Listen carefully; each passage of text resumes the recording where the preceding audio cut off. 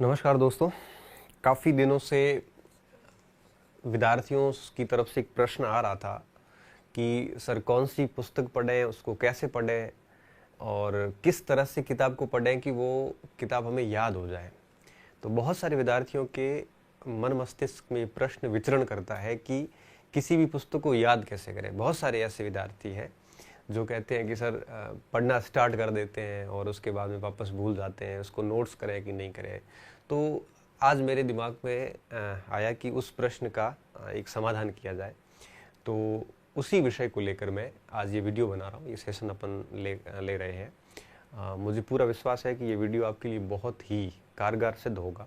इस वीडियो को कंप्लीट देखना, एक एक चीज़ मैं अच्छे से क्लियर करूँगा कि कौन सी पुस्तक पढ़नी है आपको और किस तरह से उसको पढ़ना है कि वो बढ़िया तरीके से याद हो जाए।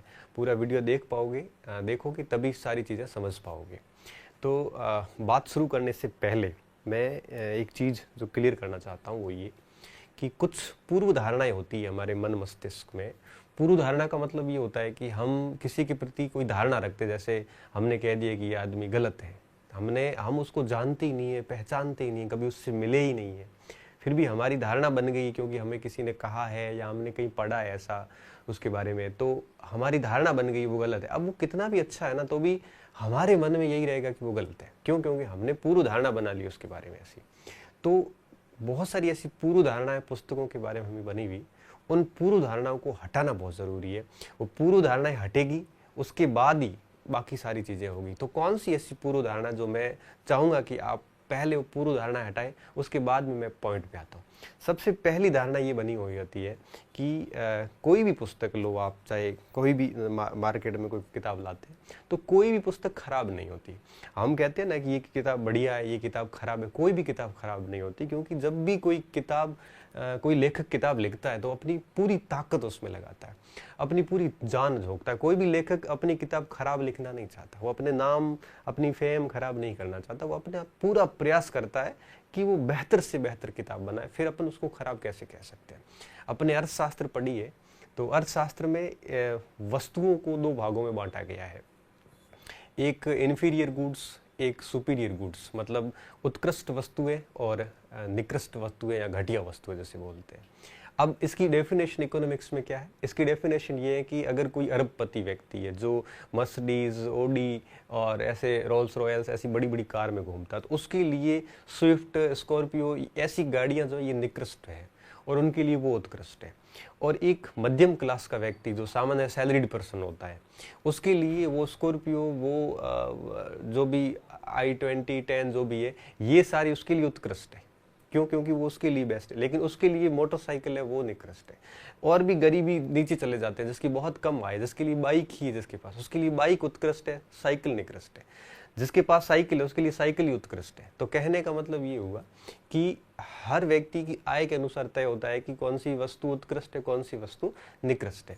तो उस हिसाब से अगर अपन इस बात को यहाँ पे लागू करें तो एक लेवल के अनुसार हम कह सकते हैं कि कोई आईएएस के लेवल की बुक्स नहीं होती, कोई आरपीएससी के लेवल की नहीं है, कोई पटवार के लेवल की है तो वो उससे ऊपर के लेवल की नहीं है। तो इसको लेवल की अपन तुलना कर सकते हैं, लेकिन ये नहीं कह सकती कि किताब खराब है। तो सबसे पहली धारणा आपको ये हटानी होगी कि कोई भी पुस्तक खराब नहीं होती, पुस्तकें सारी अच्छी होती है। बस जिस परीक्षा की हम तैयारी कर रहे हैं उसके वो लेवल की है या नहीं है। एक तो ये धारणा हटानी है, पूर्व धारणा कि कोई पुस्तक खराब नहीं होती। दूसरी पूर्व धारणा हमारे में ये बनी रहती है कि किताब में गलतियां बहुत हैं। विद्यार्थियों में बताना चाहूँगा, इस पूरी जितनी भी किताबें, ऐसी कोई पुस्तक नहीं है जो 100% त्रुटि रहित हो। उसमें कहीं न कहीं कोई न कोई तथ्य गलत होगा, क्योंकि मनुष्य गलतियों का पुतला है, गलती कर लेता है। मनुष्य करेगा या फिर वो लेखक करेगा या टाइपिस्ट करेगा या प्रूफ रीडर कर लेता है, कहीं न कहीं मिस्टेक हो ही जाती है। ऐसी कोई पुस्तक नहीं है जो 100% त्रुटि रहित हो, ऐसा कोई दावा भी नहीं कर सकता। होता यूं है कि जैसे जैसे तथ्यों की गहराई में चले जाते हैं वैसे वैसे कुछ चीजें बदल जाती है।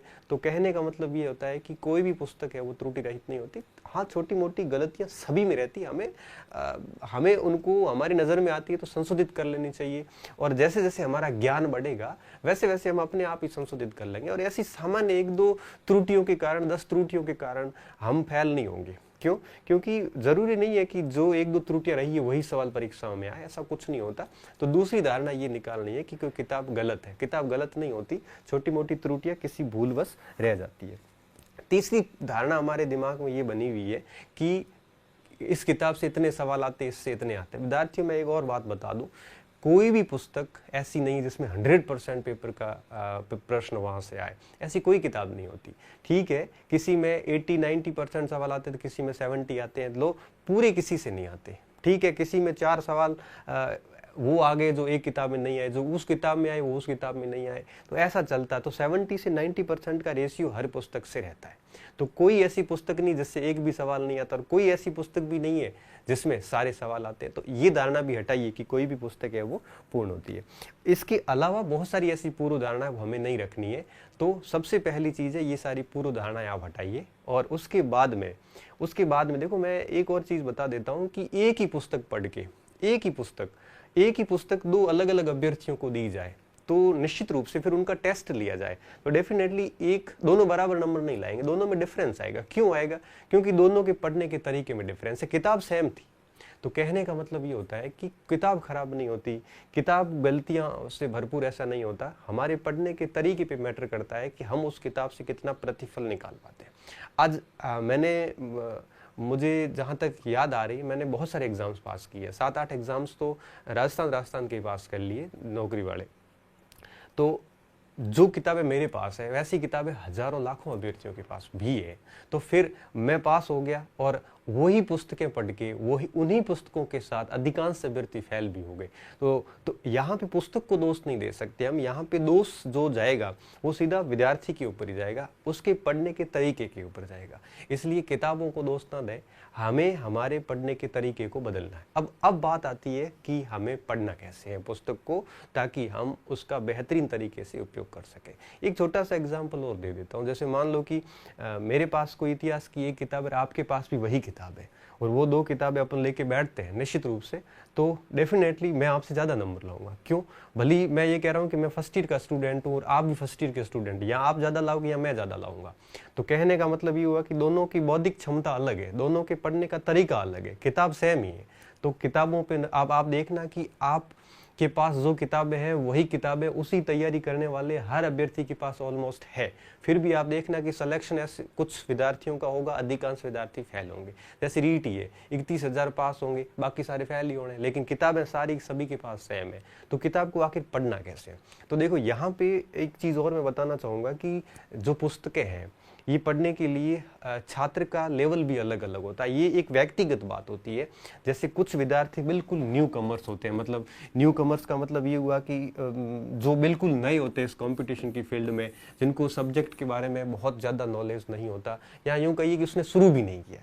कुछ ऐसे विद्यार्थी होते हैं जो बहुत ही मिडिल लेयर में होते हैं, जो ऐसे भी नहीं होते जिसको कुछ भी नहीं आता, और ऐसे भी नहीं होते जो बिल्कुल ही आपके स्किल्ड हो या दक्ष हो या बिल्कुल कंप्लीट कर चुके हो, सारा कोर्स है वो बढ़िया तरीके से कर चुके हो। तो 3 टाइप के स्टूडेंट मैं मानता हूँ। कुछ ऐसे होते हैं जो बहुत ही न्यू कमर्स होते हैं, जिन्होंने बिल्कुल कुछ तैयार नहीं किया है।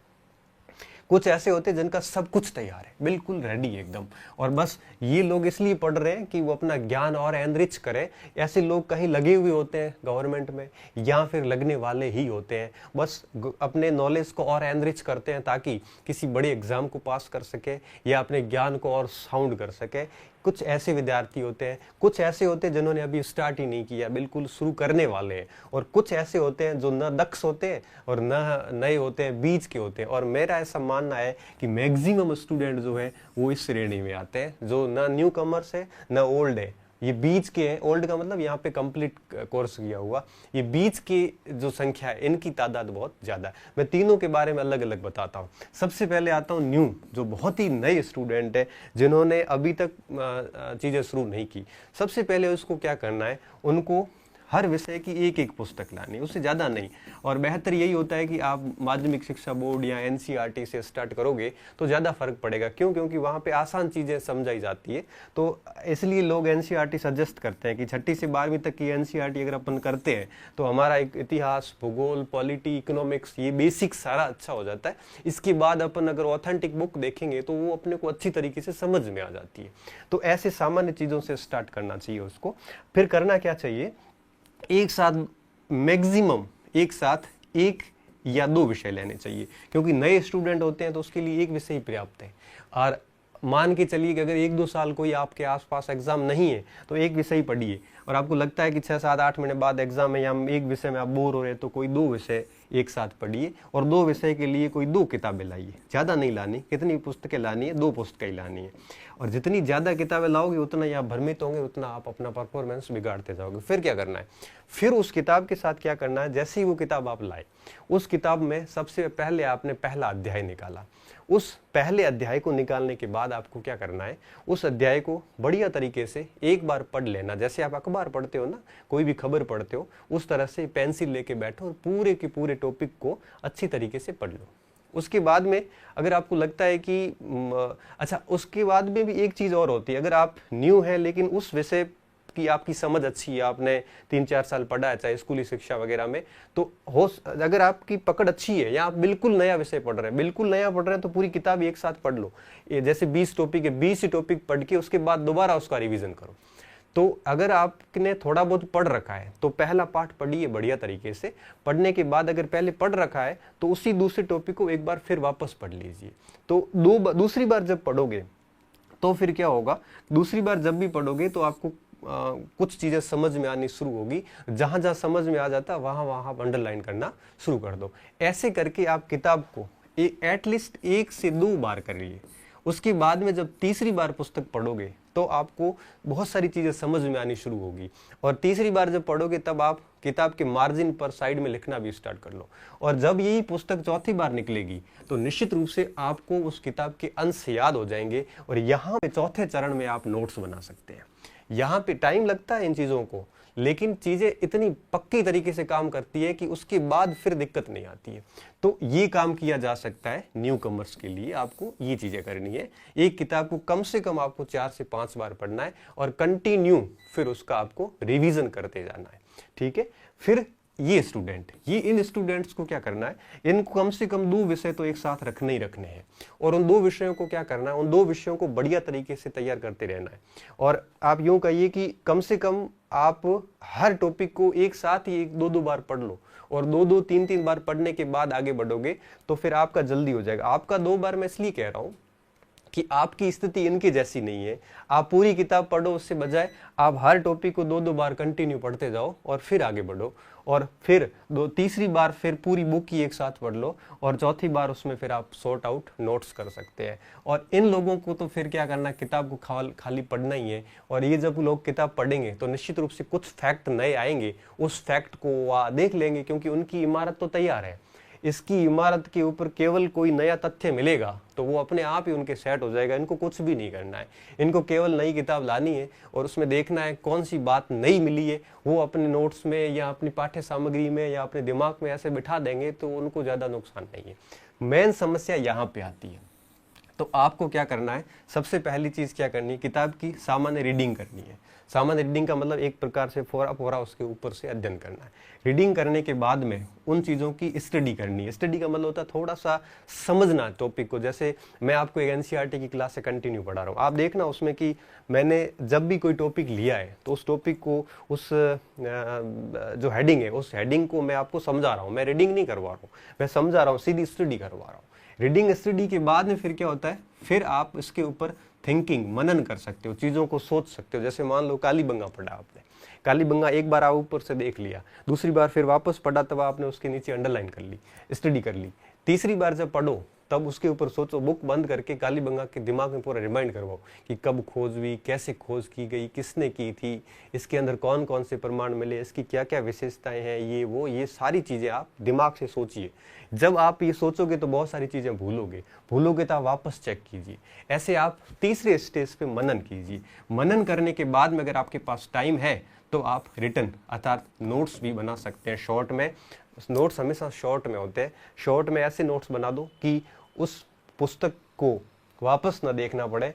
जैसे कालीबंगा में आपको लगा कि 30-40 पॉइंट है, वो मैन है, वो सारे के सारे नोट कर दो ताकि वो किताब वापस ना पढ़नी पड़े। नोट्स का ये फायदा होता है कि जब आप दूसरी कोई नई किताब लाओगे तो उसमें से आपको जो नई बातें बनेगी वो आप उस नोट्स में ऐड कर दोगे, तो फिर तीसरी कभी किताब और लाओगे तो फिर उसमें नोट्स को और ऐड करोगे, तो नोट्स बहुत बढ़िया तरीके से तैयार होते जाएंगे और अपना ज्ञान भी एनरिच होता जाता है। कई स्टूडेंट क्या करते हैं, स्टार्टिंग में नोट्स बनाना स्टार्ट करते हैं। ये सबसे गलत तरीका है। क्यों? क्योंकि स्टार्टिंग में हम एक पुस्तक को जितनी बार पढ़ेंगे उतनी बार हमें नई चीजें मिलती जाएगी। तो फिर आप पहली गो थ्रो में सीधा ही नोट्स बनाओगे तो दूसरी बार पढ़ोगे, दूसरी बार फिर नई चीज आएगी, फिर कहोगे यार ये नोट्स पूरा नहीं है।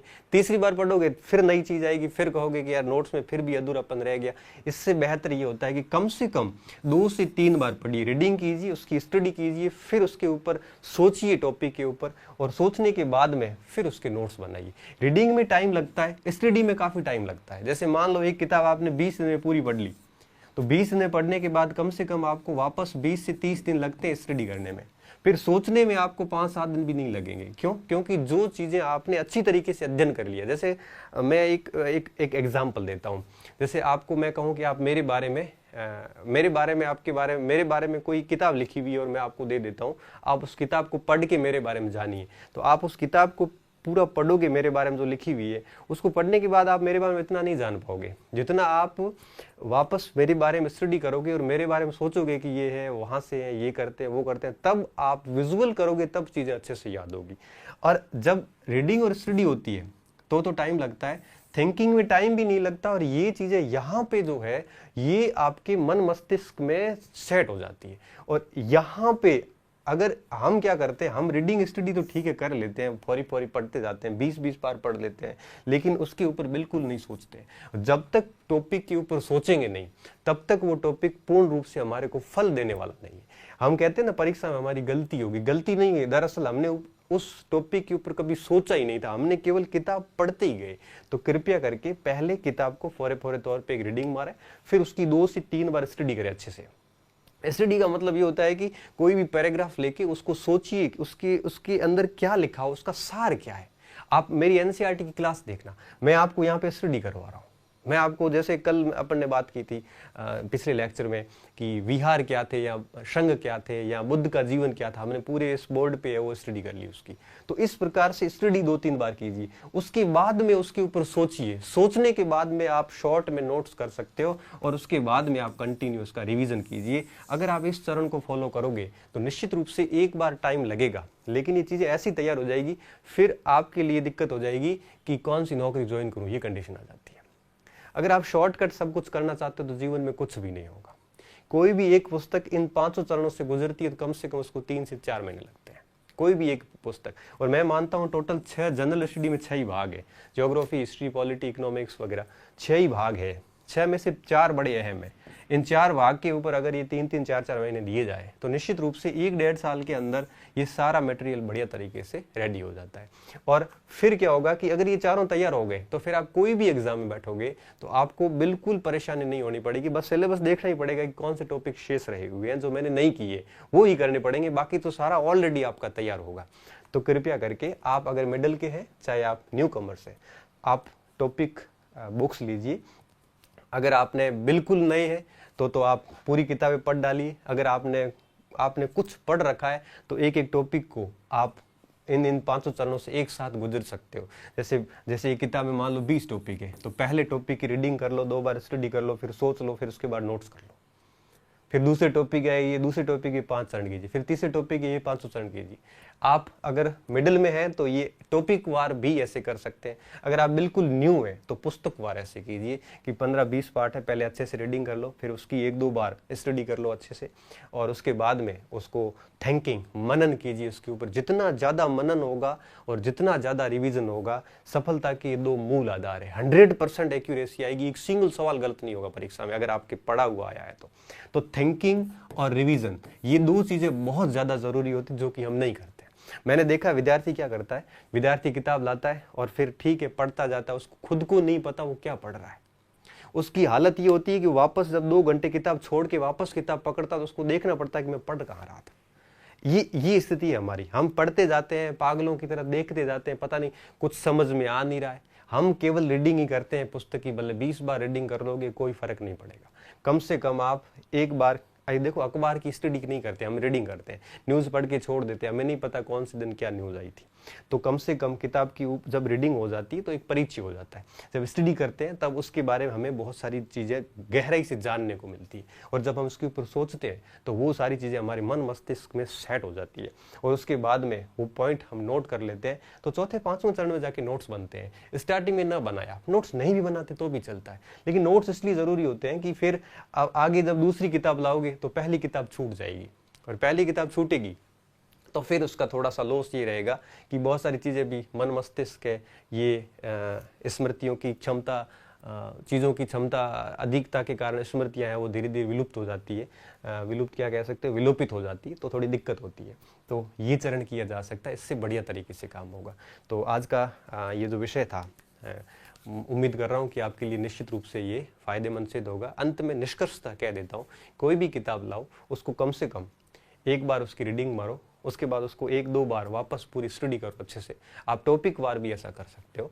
आप जैसे भूगोल अक्षांश देशांतर रेखाएं पढ़ रहे हैं, उसकी आप पहले रीडिंग कर ली बढ़िया कि है क्या ये, उसके बाद में एक दो बार उसको उसी दिन समझ लिया, स्टडी बढ़िया तरीके से समझ ली, और उसके बाद में उसके बारे में सोच के नोट्स बना दिए। तो एक दिन में एक टॉपिक तैयार कर लेते हैं तो 20-25 दिन में किताब तैयार हो जाती है। तो इस प्रकार से भी किया जा सकता है। तो रीडिंग कीजिए। कई विद्यार्थी ऐसे होते हैं जो रीडिंग नहीं करते, सीधी स्टडी करते हैं। कोई बात नहीं, अगर आपका लेवल ठीक है, पहले विषय से परिचित है, तो आप सीधी स्टडी भी कर सकते हैं।